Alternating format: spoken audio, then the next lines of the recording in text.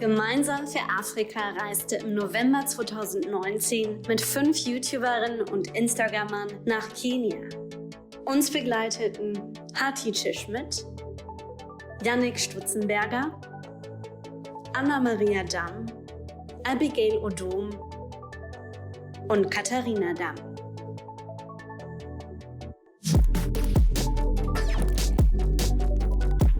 In Kenia wie in Deutschland spielt Kleidung und Mode für jeden für uns eine wichtige Rolle. Für Schulkinder gibt es ein Kleidungsstück, was wichtiger ist als alle anderen: die Schuluniform. Die ist nämlich in Kenia Pflicht. Every school in our country here in Kenya, every school have uniform. Uniforms like sweater, dress for girls and shorts for boys and their shirts and socks. Wenn ein Kind ohne Schuluniform in die Schule geht, kann es vom Rektor oder von der Rektorin nach Hause geschickt werden.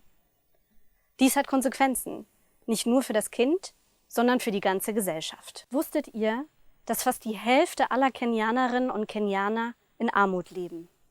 Kinder sind davon besonders betroffen, denn jedes 4. Kind muss arbeiten gehen, damit die Familie über die Runde kommt. Damit verlieren die Kinder die Chance, zur Schule zu gehen, sich eines Tages ihre Träume erfüllen zu können und auch die Möglichkeit, sich selbst einen Beruf auszusuchen. Dies muss sich ändern.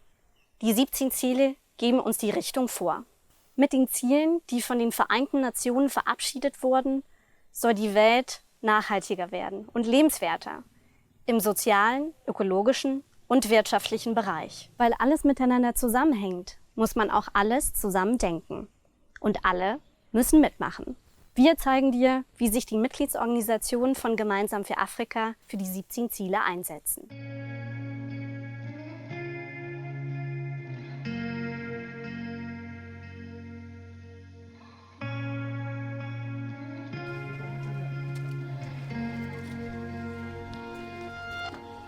Welcome to Kibera. Here is Kibera. Kibera is the largest slum in Africa, and it has the most people who have a lot of orphanages around and the less fortunate people around. Islamic Relief supports orphans in Kenya and supports a number of projects in Kenya. Currently, Islamic Relief is supporting 3,000 orphans. We give the orphans money on quarterly basis. Each orphan receives 78 euros quarterly.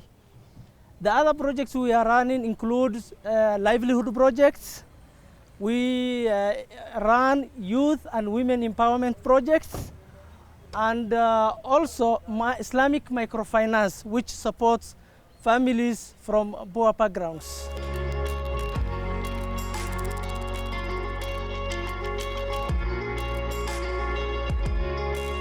The mother and the father died, so she's the sister to the mother. Yeah. She's just an auntie. The money she gets, it doesn't sustain them about education. They're stressed about fees, and sometimes even the uniforms, they are torn, even the shoes, they are not in good position. Like second-hand clothes, that's where she goes and gets them. Yeah. The ones that looks like alike with the school uniform.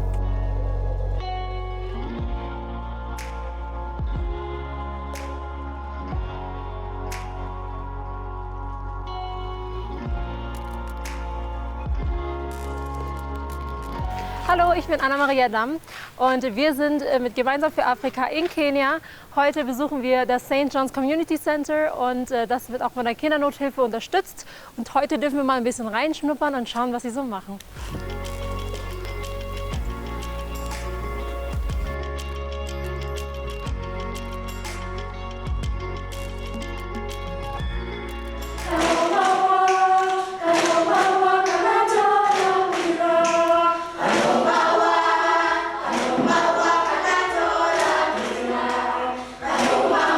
This area in Kenya was an area for poor people who had been displaced, and the church felt there was a need to empower them.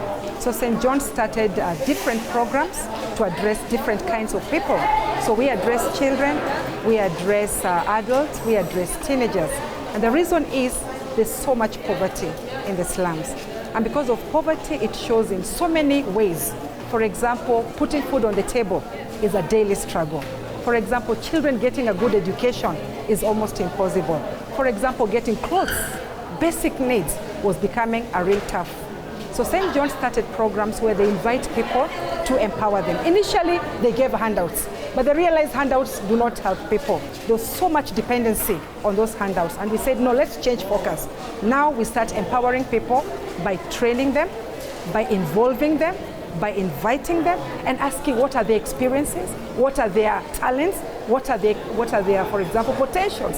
And because of that, we've been able to train children, young people, to make a life for themselves and also to determine their own destiny. We have programs like education program, allowing children to get 8 years of education so that they can have improved numeracy, literacy skills, they can read for themselves, they can study for themselves, they can go as high as they would want to dream and dream like any other person. We train them through their talents, through their potentials, through their creativity, and now we are so proud to see so many of the young people, they are making a life for themselves in the creative arts, in the theaters, in the music, in the professional arts like accountancy, catering, teachers, social workers, all because we have given them a platform. So it is possible to change a life, not despair.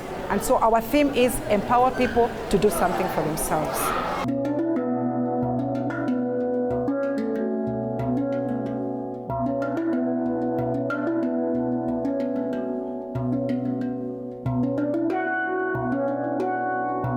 Hallo, mein Name ist Katharina Damm und ich bin hier zusammen mit Gemeinsam für Afrika in Kenia. Heute schauen wir uns das Projekt Ilkik Primary School an. Dank der deutschen Lions wurde die Schule zu einem Internat, was perfekt für die Maasai-Kinder war. Bisher konnten die Kinder nur 3 Monate zur Schule gehen, da sie oft mit ihren Eltern mitziehen mussten, mit den Herden mitziehen mussten. Aber dank des Internats können die jetzt das ganze Jahr über hier bleiben.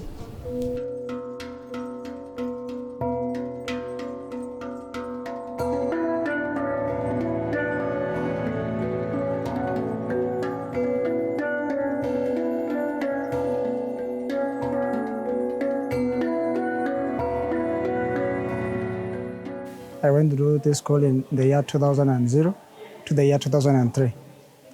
By that time, we only had 1 class. That means the 2 trees. One had to be class 1 and the second tree had to be class 2. And then the only class, it was only for class 3. So I qualified. I went through the 2 trees.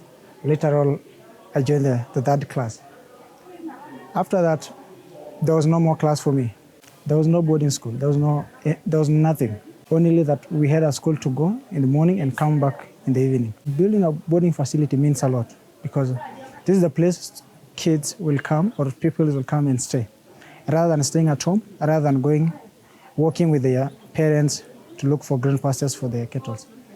The idea realized in 2011. The first phase was done. This phase contained the capacity of 115 students. There are so many things that kids are learning in the school, like sewing. They know how to sew clothes, to repair their clothes when they are turn outs. The school really helped the community because now they can afford the education.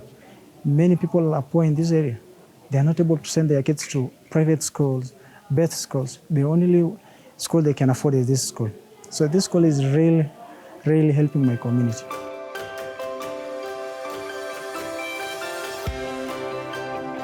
Wir zerstören Kinderträume, wenn wir Kindern keinen Zugang zu Schule und Ausbildung geben. Denn so bekommen sie später auch keine hochwertigen Arbeitsplätze. Hallo, ich bin Jannik, ich bin mit Gemeinsam für Afrika hier bei Don Bosco Boys Town. Die werden unterstützt von Don Bosco Mondo und hier haben benachteiligte Jugendliche die Chance auf eine Ausbildung und können somit später ins Berufsleben einsteigen.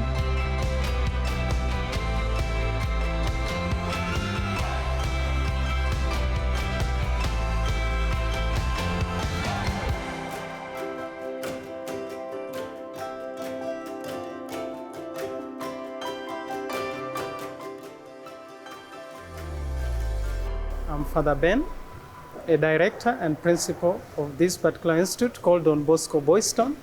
Don Bosco Boys Town was started in the year 1988 with one particular aim to empower young people with skills for life, and especially technical skills. That's why in this particular center, we offer about 8 courses that helps young people to be sustainable in life and especially in the near future. And that's what particularly we do here. Our beneficiaries, or rather our students, hail from very, very poor backgrounds, vulnerable backgrounds. Some are former street children, orphans, and even coming from the slums of Nairobi and beyond. We have about 300 students taking different courses, and each and every course takes a duration of 2 years. Towards the end of the year, they go for an attachment, then later on they come and graduate, and they're ready to go and start their own life. In Don Bosco Boys Town, we are privileged to have partnership with very many companies within Nairobi. These companies absorb our students. Once they graduate from here, they offer them jobs in various courses. I was a student here in Don Bosco Boys Town. I get my education here 2014, 2015. Then I had an opportunity to come here to teach as an instructor. Then I was also given a chance to go for KTTC, and then I'm now a professional instructor. I was one of the best students. That's why I was told to come back and teach here. Wie können nachhaltige Arbeitsplätze in Kenia entstehen? Kenia setzt auf Baumwollanbau, das Spinnen und Weben von Stoffen und das Nähen von Kleidung. Das wollten wir uns anschauen. Wir besuchten Unternehmen, die schon heute genau das tun, sogar nachhaltig und fair.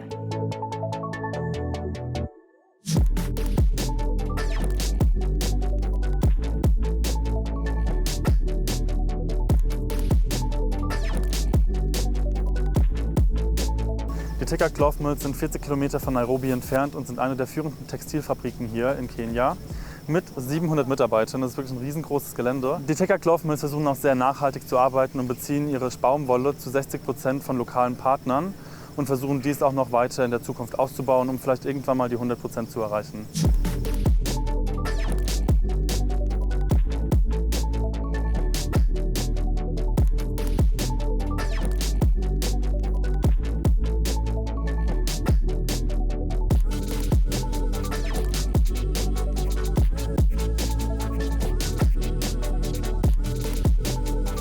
This factory was started since 1951 from Nairobi. Then it was transferred to Thika in 1957. Departments in our factory are from spinning department, where we have got the raw material, we make it into yarn. Then we take it to weaving department, where we make the fabric. That loom state grey fabric is then taken to processing, where it is processed, either dyed, bleached, or printed. Then it goes to packing stage, that is folding department, where it is first graded. After folding by the machine, it is graded by workers. The fabrics made here are mostly for uniforms, and they are sold mostly in Kenya locally. But we have some few people or some few customers from outside the country.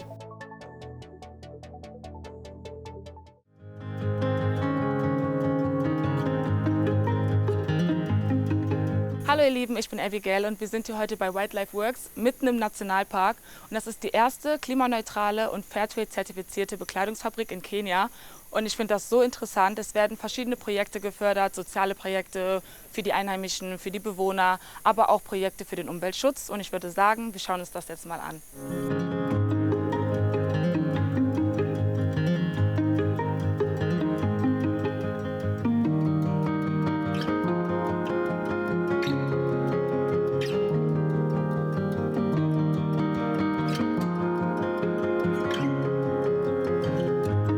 Wildlife Works has been in the conservation space for the past 20 years. It is a company that has found a market-based driven solution for wildlife and forest protection, but working with the community to alleviate some of the issues and the pressures that they face. This is through creating alternative, sustainable livelihoods, which are long-term jobs. In this case, we have an eco-factory here, which has employed over 70 staff. We have various other departments like greenhouses. We have a tourism facility. We have an administrative office.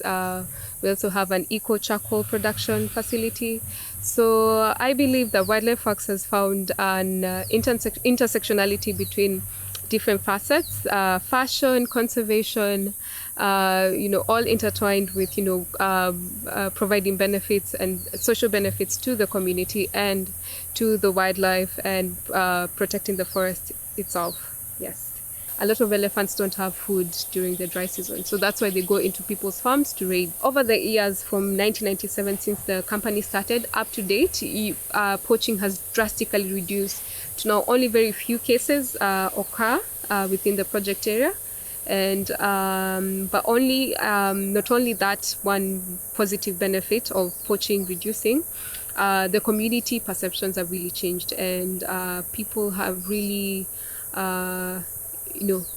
are now more intuitively wanting to protect wildlife and the forest.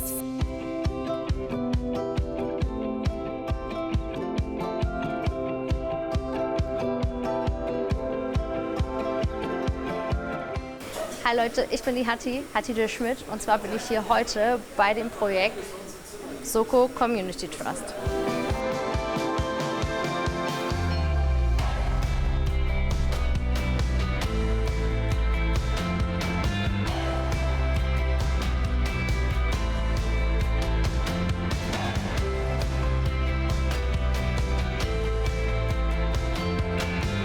Soko Community Trust, we have two major projects that run within Rukinga, and one of the projects is the Stitching Academy that started like 9 years ago. So Stitching Academy started from there, and it's a 4-month course, and the girls and boys are trained on how to be good machinists, and it's a vigorous 4-month course. And the other project is Kujua. With Kujua, before it started, we find that majority of the schools around, the girls in the schools around, that is from the pilot study we did the needs assessment we found that majority of the girls are always absent in school as compared to boys. And just going in depth to see why they were being absent, one of them was because of lack of sanitary towels. With the reusable sanitary towels, you are able to use it, wash it, and keep it. And it also helps with reducing stigma in the community, and more so in the schools, whereby it's very private. And I won't say that it has worked 100%. It's a gradual thing, because you're coming in an area whereby you were born, found out that menstruation is a dirty thing. So you're trying to change your mindset to see that this is a normal thing. It happens to me, it happens to anybody else, as long as you're a girl.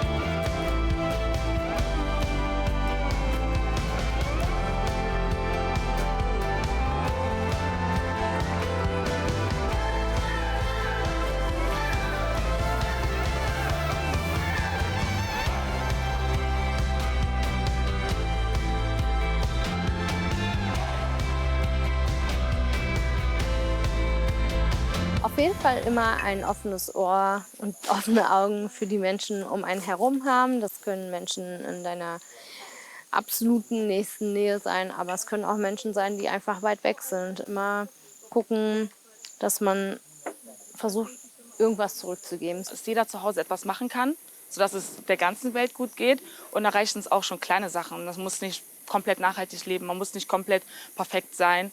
Aber wenn man so kleine Sachen umstellt, beispielsweise jetzt weniger Plastik zu benutzen oder auch bei Kleidung ab und zu mal zu gucken, dass man irgendwas holt, was Fairtrade ist. So kann man auf jeden Fall langfristig dann auch eine Veränderung schaffen.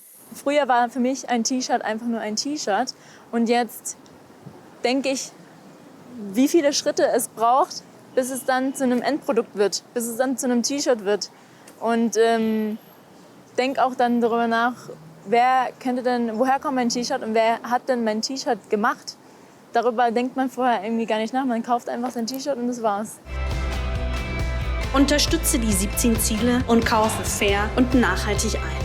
Die Unternehmen, die wir besucht haben, haben wir dir verlinkt. Welche fairen Hersteller kennst du?